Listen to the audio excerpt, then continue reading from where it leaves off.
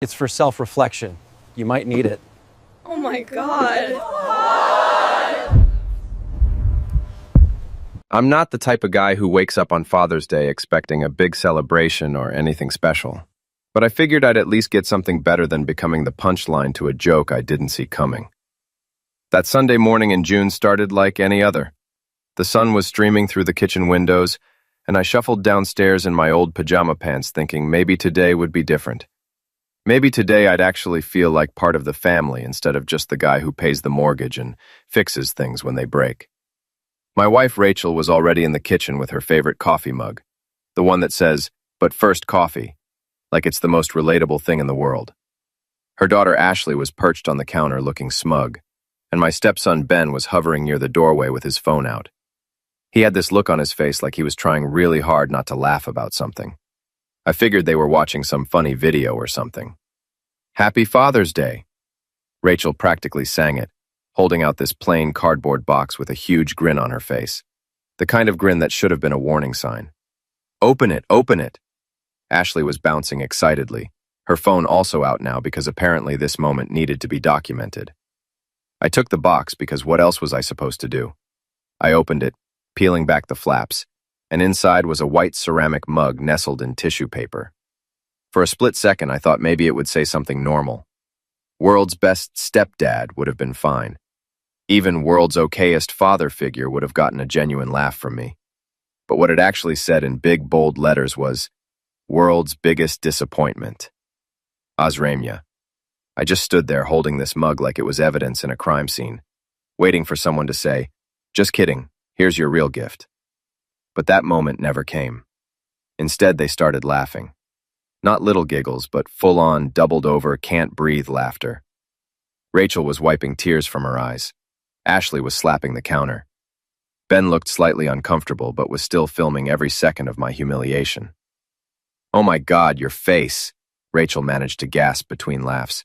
"I told you he'd be shocked. It's hilarious, right?" Ashley added, like she was waiting for me to confirm that, yes, this was peak comedy. My face tried to decide between crying and rage-quitting life, but instead it settled on something worse. A smile. A big, fake smile that made my face hurt. Because that's what I always did in this house. I smiled, went along with it, played the good sport. "Thanks," I said, even throwing in a little laugh. "I've always wanted my self-esteem in ceramic form. Really, this is perfect." That made them laugh even harder because of course it did. Rachel came over and patted my shoulder like I was a dog who'd just learned a trick. "See, I knew you'd get it. You always have such a good sense of humor about things." Yeah, a good sense of humor. That's what we're calling slowly dying inside while maintaining a socially acceptable facade. I set the mug down carefully and noticed breakfast was already laid out. Pancakes, bacon, eggs. Except none of it was for me. They'd already eaten. The dishes were piled in the sink, crusty with syrup and egg residue. "Oh, we already ate," Rachel said. "We thought you'd sleep in longer. But hey, feel free to make yourself something." Feel free. Like it was a privilege.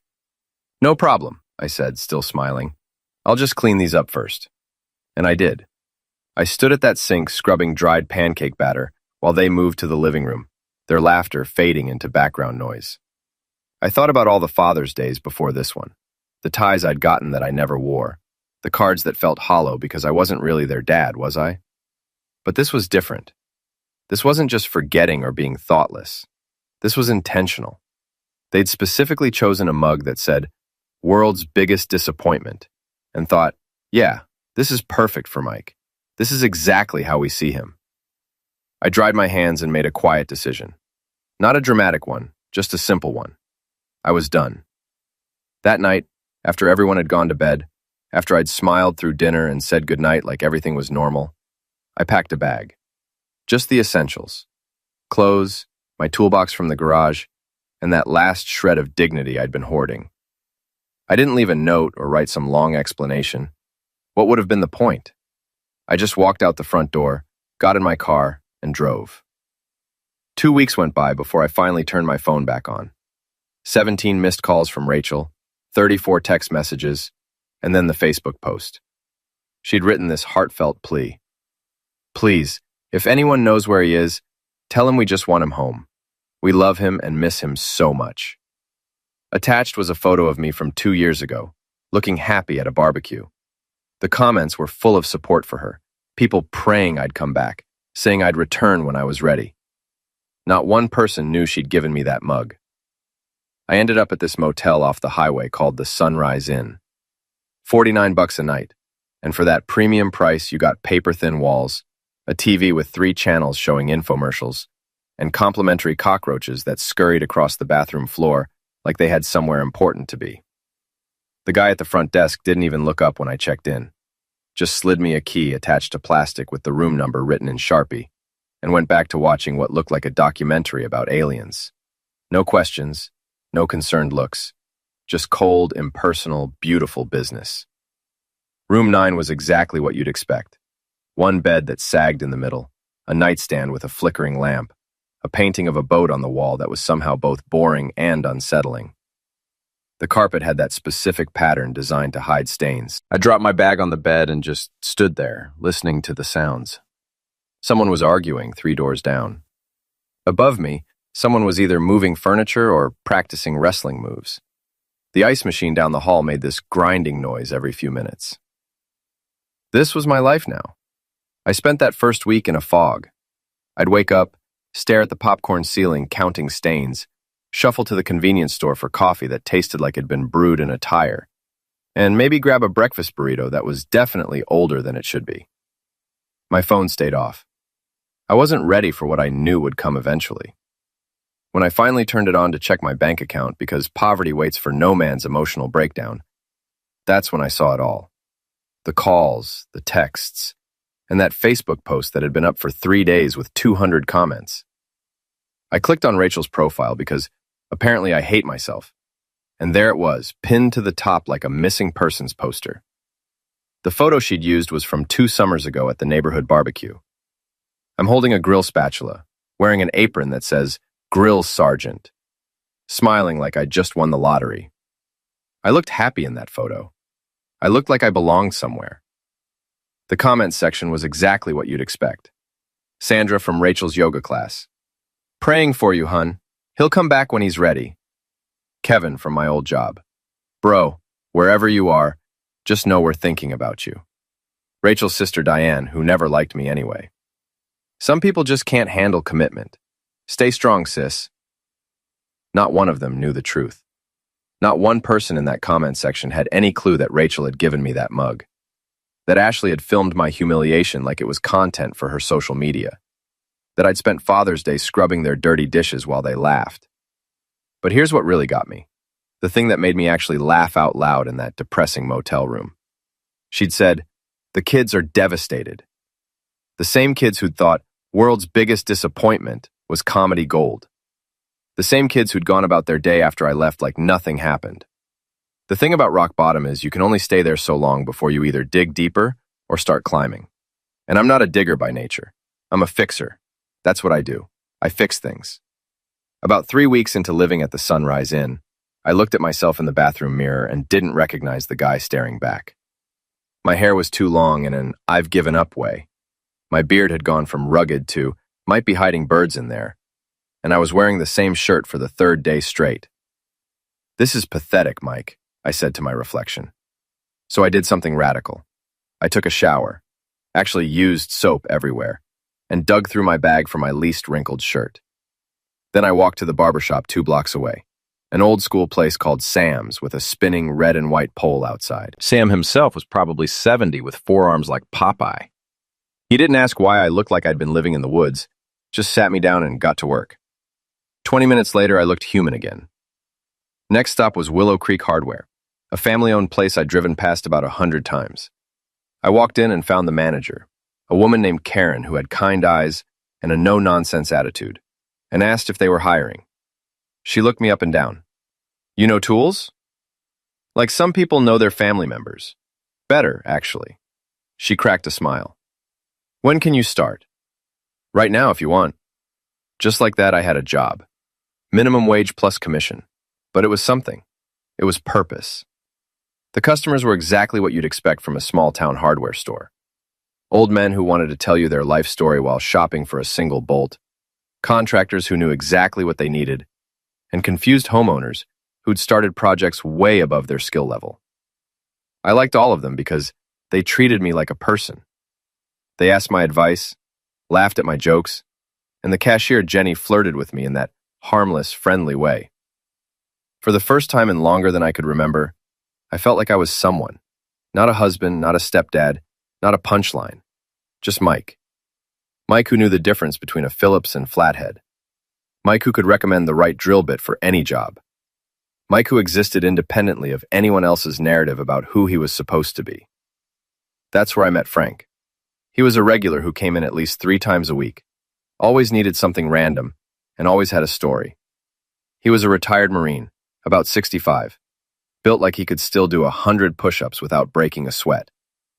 "You know tools?" he asked the first time I helped him, sizing me up. "Started last week.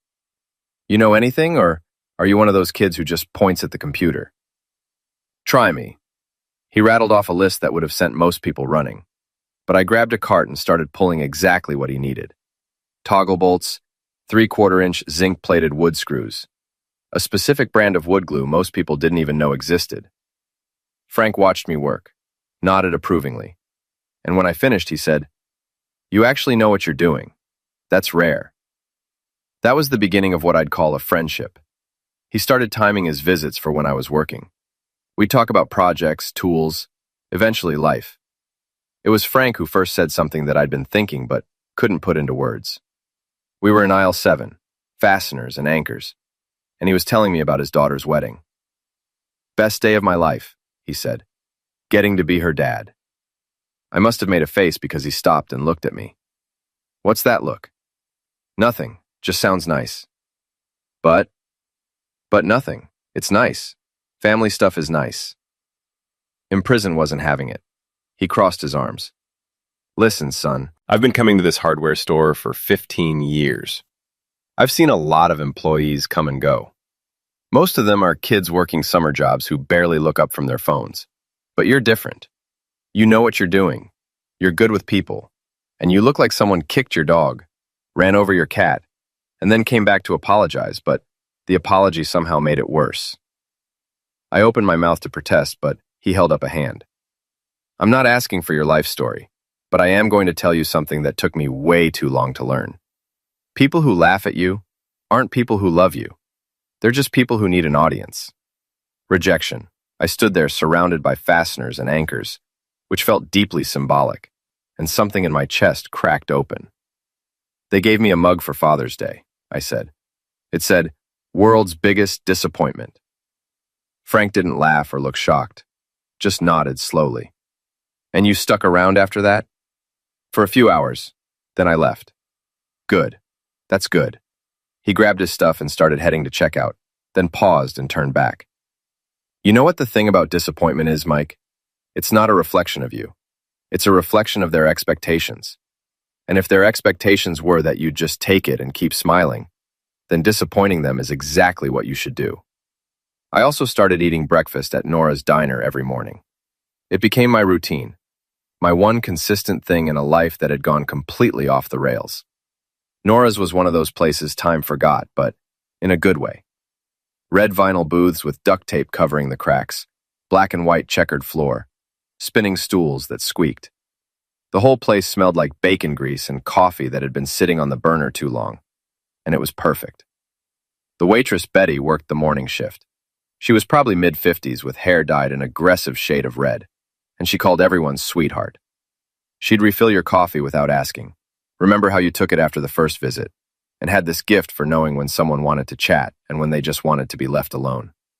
"Morning, sweetheart," she'd say, coffee pot already in hand before I even sat down. "The usual?" The usual was 2 eggs over easy, wheat toast, hash browns that were crispy enough to use as weapons. It cost $6.95, which felt like robbery. Some mornings when I looked particularly rough, she'd slide an extra piece of bacon onto my plate without charging me. Small gesture, huge impact.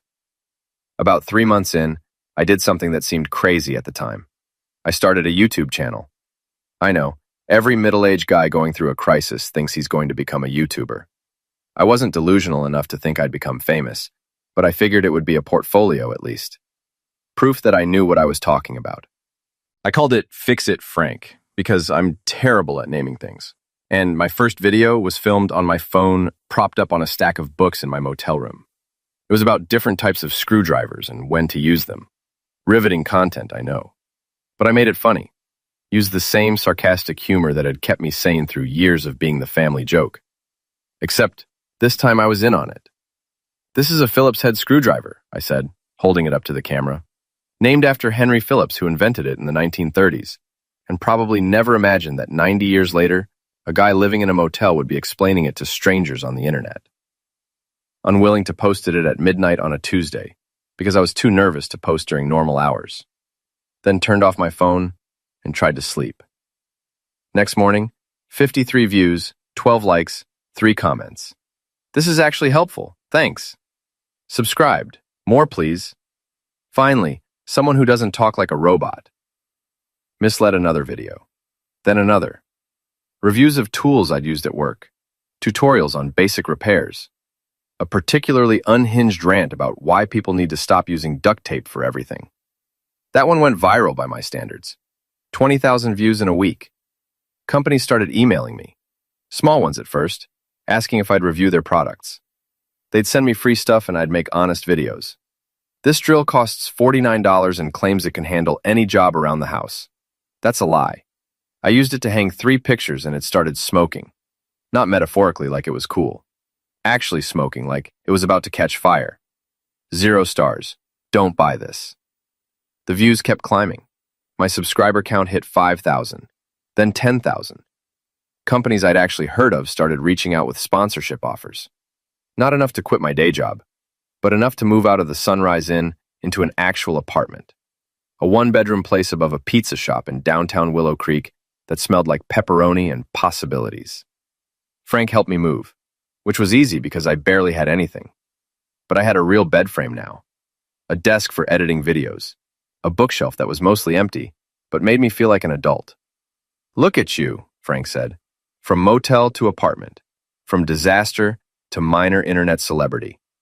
What's next?" Let's not get ahead of ourselves. I'm serious, Mike. You've done something here. You took a garbage situation and turned it into something. Most people just stay in the garbage and complain. You climbed out. Standing there in my new apartment, small and smelling like pizza but mine, I couldn't argue. He was right. I had done something. Meanwhile, I'd been worried about Ben, my stepson. He was the quiet one, who'd looked uncomfortable filming my humiliation, but still did it. He'd never really joined in on the jokes, just existed in the background, like a stagehand in a play he never auditioned for. I'd been so focused on getting away that I hadn't thought about how it would affect him. So about 4 months after I left, I did something I hadn't done in years. I wrote a letter, an actual pen and paper letter, because some things deserve that weight. I sat at my desk with a pad from the dollar store and a pen from the hardware store and started writing. The first draft was terrible, too angry. I crumpled it up and started again. The second was too casual. Third time felt right. "Hey, bud," it started, because that's what I'd always called him. "I'm okay. I know you're probably wondering where I went. Or maybe you're not. I don't know what your mom told you, but I wanted you to hear it from me. I didn't leave because of you. Sometimes adults need to step away to find their peace. That sounds vague and probably frustrating, but the truth is complicated. I'm not going to badmouth your mom, but I can't pretend everything was okay when it wasn't. I stayed as long as I could, tried as hard as I could, and eventually had to choose between being there and being okay. I chose okay. I hope someday you understand that. You're a good kid, Ben. Quiet, but good. You've got this way of seeing things that most people miss. Don't lose that. If you ever want to talk, I'll be at Willow Creek Library on Saturday at 3 p.m. Just sitting there, probably reading something boring. If you show up, great. If you don't, I understand. No pressure, no expectations. Take care of yourself, bud. And remember, you're not responsible for other people's happiness. Just your own. Mike. That Thursday, I drove to his school, Waited in the parking lot feeling incredibly creepy until I saw him come out. Headphones in, backpack slung over one shoulder, looking at his phone. Ben. He looked up and his face cycled through about 17 emotions in 3 seconds. Mike, what are you doing here? I wanted to give you this. I held out the envelope. I know it's weird, but I didn't have your number and didn't want to contact you through your mom. He took it slowly. Is everything okay? I'm fine. Better, actually. Read the letter. It explains everything. Or tries to, anyway. He held the envelope, turning it over. Mom said you just left without saying anything. That's true. I did. And I'm sorry for that. You deserved better. He nodded but didn't say anything else. Saturday, I said. 3 p.m., library, if you want. Okay. Unrestricted, I showed up at 2:30 because I'm the kind of person who shows up early to everything. The library was one of those small-town libraries that felt like someone's grandmother's house. Lots of wood paneling, smell of old books, big windows. I found a table near the back and sat with a book about woodworking that I wasn't actually reading. I was watching the door. 3 o'clock came. Then 3:05, 3:10. By 3:15, I'd accepted he wasn't coming. Then at 3:17, the door opened, and there he was. Taller than I remembered, nervous, clutching his backpack. Our eyes met, and he said so quietly I almost missed it. Dad. Not Mike. Dad. I hadn't realized how much I needed to hear that word until it hit me. Hey, bud. I stood, not sure if I should hug him or shake his hand. You came. Yeah. I read your letter like 15 times, and I think we should talk. So we sat and we talked. For the first time in months, I felt like maybe I hadn't destroyed everything after all. We started meeting every other Saturday. Sometimes we'd talk about serious stuff, how he was doing, what life was like at home. Other times we'd just talk about school, video games, this girl he liked. Those meetings became my anchor, proof that I mattered to someone. Work was going well too. Karen gave me a small raise, 50 cents more an hour, but it felt like winning the lottery. She started giving me more responsibility, ordering inventory, training new employees. You're good at this, she told me. Better than good. You ever think about managing your own place? Not really. Just trying to keep my head above water. Well, when you're ready to do more than tread water, let me know. The YouTube channel kept growing. I posted twice a week and people kept watching. Ad revenue, sponsorships, affiliate links. It wasn't quit your day job money yet, but it was pay rent and eat real food money. It was freedom money. Then around month 5, Ben mentioned during one of our Saturday meetings that Rachel had been asking about me a lot. Just where you're living, what you're doing, if you have a job. She's been weird about it, more interested than she should be. How interested are we talking? I don't know. Maybe somewhere between curious and consulting with lawyers. She saw one of your YouTube videos, the one about the circular saw. My gut tightened. I could see it coming. And what did she say? Ben looked uncomfortable. She said it's interesting that you have money for video equipment, but apparently didn't have money for the family. Gungo it was. The narrative was forming. Mike the deadbeat who abandoned his family and is now living it up making YouTube videos while his poor wife struggles. Never mind that the equipment was my iPhone propped on books. Never mind that every dollar I'd earned was mine. Facts didn't matter when someone was building a story. Ben, I need you to be honest. Do you think your mom is going to try to come after me for money? He didn't answer immediately, which was answer enough. I don't know. Maybe. She's been talking to Aunt Diane a lot. Diane was Rachel's older sister, a corporate lawyer who'd never liked me. So I did what any reasonable paranoid person would do. I called my buddy Dave from high school who now ran an accounting firm. We met the next day at his office. You want to protect your assets from your wife, he said. Soon-to-be ex-wife. And yeah, is that bad? It's smart, especially if you think she's going to come after you. I laid it all out. The YouTube channel making decent money, the growing savings account, the truck I'd bought, the sponsorships. And you left how many months ago? 5. Have you filed for divorce? No. Dave gave me that look professionals give when you've said something incredibly dumb.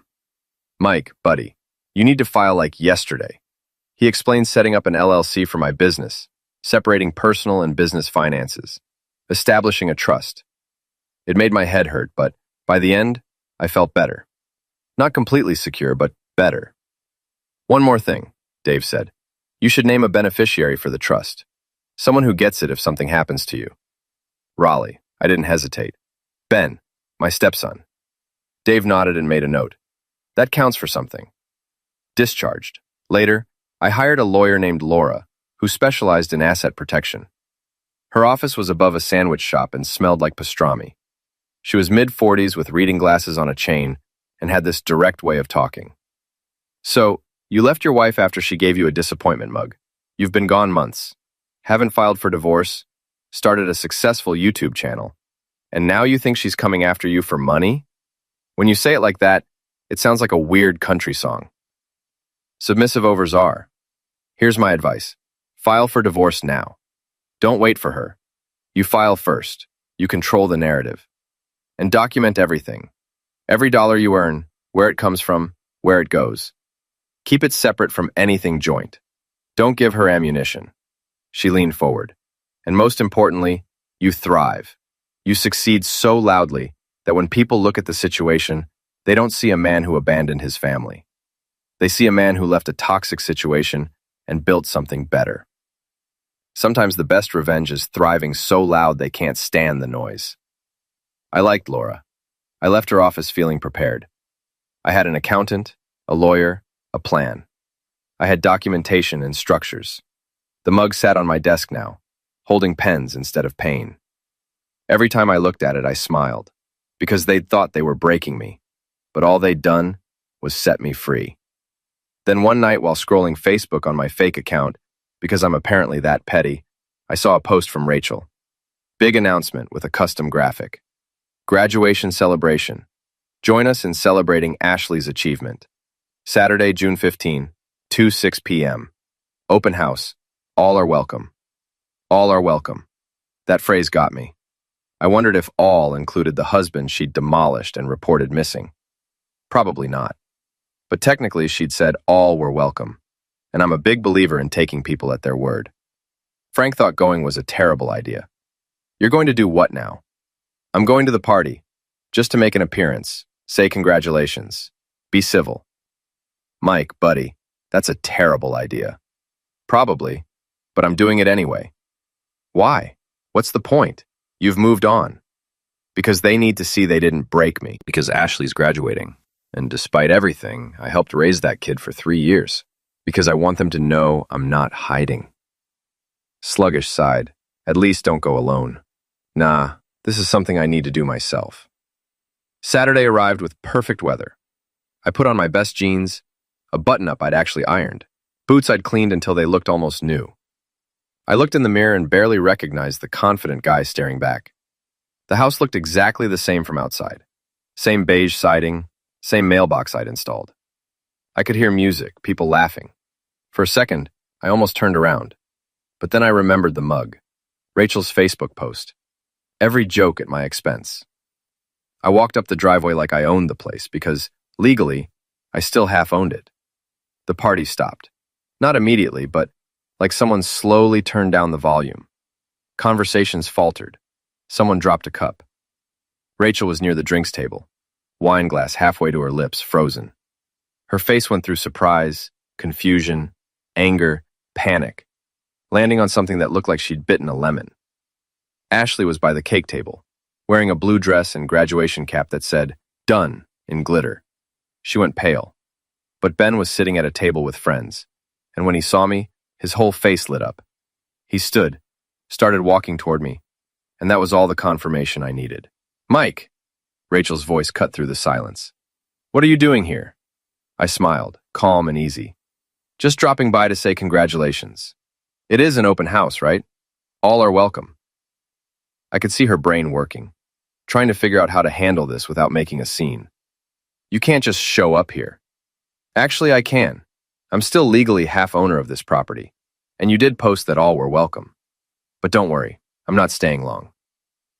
Crimson reached me and wrapped me in a hug right there in front of everyone. I'm glad you came. Me too, bud. I turned to Ashley, who was standing by the cake like a deer in headlights. I pulled a small wrapped box from my pocket. Congratulations on graduating. I know things are complicated, but I did help raise you for 3 years. That has to count for something. She took it slowly. What is it? Open it. Inside was a compact mirror.